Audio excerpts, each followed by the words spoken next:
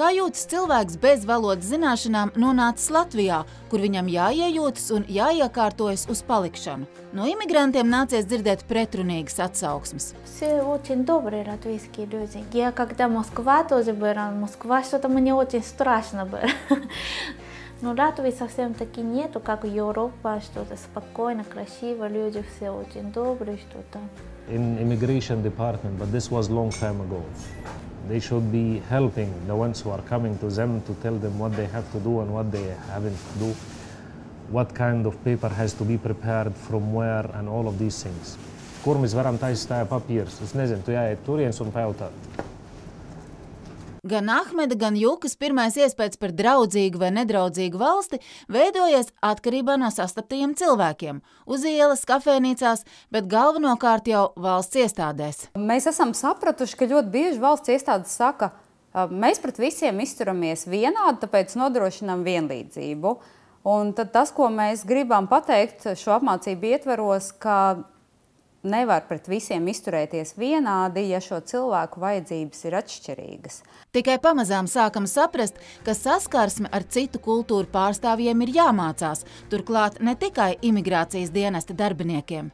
Kāpēc arī veselības aprūpē ir svarīgi ņemt vērā šo starpkultūru aspektu, ka, piemēram, ir lietas, kas saziņā, piemēram, starp pacientu un ārstu var būt ļoti svarīgas, ja mēs zinām, ka ir kultūras, kur, piemēram, sieviete nevar runāt ar vīrieti ārstu. Un kāpēc šajos gadījumos ir svarīgi, lai, piemēram, šai sievietei vīrs ir blakus?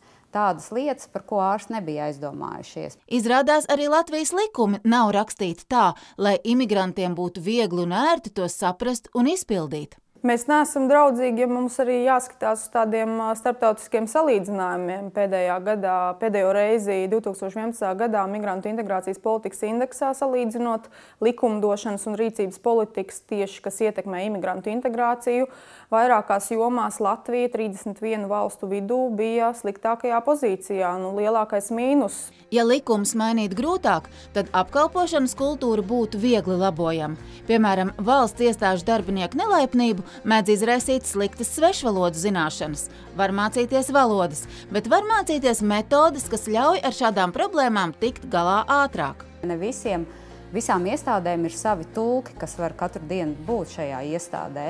Tad nevalstiskās organizācijas varētu būt ļoti labs sadarbības partneris, palīdzot, piemēram, tulkošanas darbos. Aizvien vairāk valstīs, Vācijā, Nīderlandē, Zviedrijā un citās valstīs tomēr publiskajā pārvaldē strādājošajiem ir tās saucamās vienas pieturas aģentūras vai zināmi cilvēki, kas palīdz šādos gadījumos, kad iebrauc cilvēki, kas nerunā šīs valsts valodā un kas var sniegt pakalpojumus. Piemēram, Īrijā, saskaroties ar problēmu, ka daudzi austrumeiropieši nerunā angļu valodā vai, pareizāk sakot, nerunā pietiekami labi angļu valodā, ir tulki, kas var nodrošināt tulkojumu no, piemēram, angļu valodas uz latviešu valodu.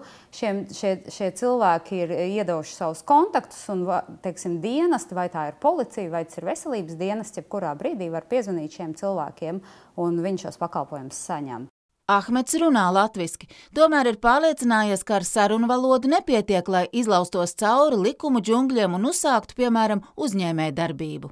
How I will know the laws, from where I will know the laws, what I can do, what I cannot do. Es domāju, visas valsts institūcijas, kas ir atbildīgas šajā jomā, būtu ļoti apvainotas, ja es teiktu, ka nē, viņi iebrauc, viņi pilnīgi neko nevar uzzināt. Protams, ka ir angļu valodā, krievu valodā pieejamas šīs informācijas mājaslapās publicētas, bet tiešām jautājums ir par to, vai viņa ir cilvēciski saprotama, jo nereti tie ir vienkārši likuma pantu pārkopējumi, kuri ļoti grūti cilvēkam vietējiem arī lasot ikdienā ar likuma valodu nestrādājot, orientēties, tad ko tieši tas nozīmē. Pats dīvainākais, ko nācies dzirdēt no nevalstiskajām organizācijām, kas strādā ar imigrantiem, saistīts ar latviešu valodas vides pieejamību. Ar šo vidi ir diezgan liels problēmas. Teikšu, ka ar to saskāros arī tad, kad nāca pieteikties uz apmācībām, jo nāca pieteikties tādi, kuriem pat jau ir pilsonība, kuri jau ir nokārtojuši latviešu valodas eksāmenus, viņiem ir visi certifikāti un nāca lūdzās, vai es nedrīkst vismaz pasēdēt, paklausīties, varbūt arī parunāt, jūs drīkstiet mani nelikt sarakstos, neko man nedot, man neko nevajag, tikai šo iespēju komunicēt,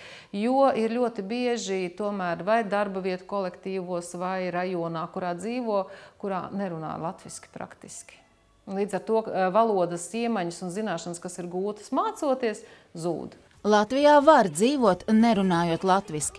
Diemžēl arī tiem, kuri vēlētos mācīties latviešu valodu, bezmaksas kursi ir pieejami nevis pastāvīgi un nepārtraukti, bet tikai tad, kad šim nolūkam ir atvēlēts Eiropas fondu finansējums. Apmācības trešo valstu valstspiederīgiem notiek kampaņveidīgi, jo, diemžēl, ir pusgadu šie projekti, kuros ir finansējums, pēc tam pusgadu nav nekā un ir pārrāvums. Mācoties valodu, tas nozīmē, ka cilvēks atgriežas sākuma punktā. Tieši tikpat lielu haosu rada vienotas programmas neesamība imigrantiem domātajos un valsts apmaksātajos latviešu valodas un kultūras kursos. Vēl viena problēma ar šiem te kursiem, kas ir šobrīd un ko organizē ļoti daudzas nevalstiskās organizācijas, ir tā, ka mums patiesībā nav vienotas prasības.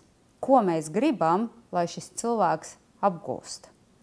Katrs no kursa organizētājiem dara kaut ko savu.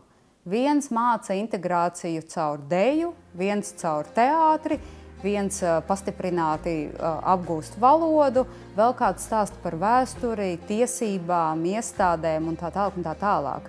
Tāpēc būtu ļoti svarīgi, ka kultūras ministrija, piemēram, kas šobrīd atbild par šo te jautājumu, spētu iedot tādu rāmi vai tās prasības, ko kursus beidzot šim cilvēkam būtu jāzina.